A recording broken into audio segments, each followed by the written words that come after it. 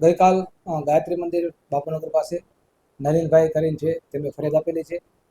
તેમનો દીકરો છે દેવાંગ, કે જે સેન્ટ્રલ જેલ સાબરમતી ખાતે હતો. તે દરમિયાન તેમને આ કામના જે આરોપી છે જીગર પટેલ, ત્યાં સેન્ટ્રલ જેલ ખાતે મુલાકાત થયેલી. અને હાલમાં જે આ જીગર પટેલ છે તે પેરોલ ઉપર રજા ઉપર છે.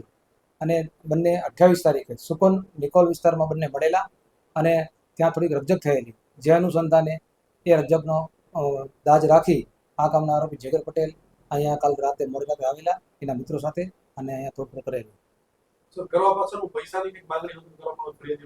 હાલના કામના જે ફરિયાદી છે તે એવું જણાવે છે કે તેમને ખર્ચના પૈસા માંગતા હતા આ કામના આરોપી જીગર કાઠિયાવાડી, એના અનુસંધાને ઝઘડો થયેલ છે.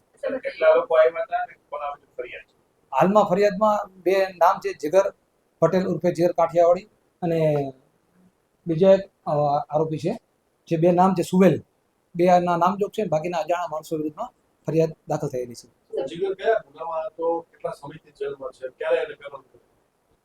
આ કામના જે આરોપી જીગર પટેલ છે તે નરોડા પોસ્ટેના કોઈ મર્ડરના ગુનામાં આજીવન કેદના આરોપી છે અને હાલમાં પેરોલ ઉપર છે, એવું અમને પ્રાથમિક તપાસમાં જાણવા મળેલ છે.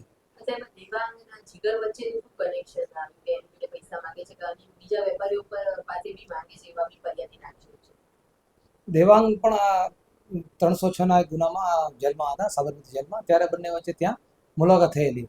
બાકી બીજું કોઈ કનેક્શન હાલની તપાસમાં જાણવા મળેલ નથી. આરોપીને હજી તપાસ ચાલુ છે, આરોપીને શોધખોળ ચાલુ છે. અલગ અલગ ટીમો બનાવેલી છે અને તે દિશામાં આરોપી ઝડપી પકડી જાય તેવી અત્યારે તપાસ ચાલુ છે.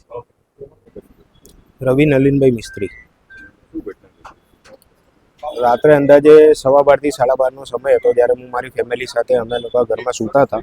ત્યારે અચાનકથી કંઈક પાઇપોનો અને લાકડીઓનો અવાજ આવ્યો, તોડફોડનો અવાજ આવ્યો.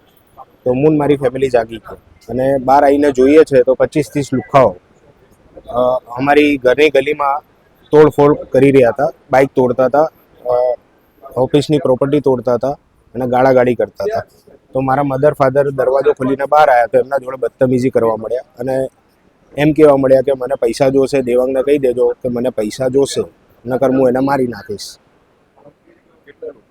25 થી 30 જણા હતા. હા, રાત્રે પોલીસ ફરિયાદ અમે કરી હતી. પોલીસ તાત્કાલિક આવી ગઈ હતી અને એમને એક્શન પણ લીધો છે. એમને ગોતવાનો પ્રયાસ ચાલુ છે.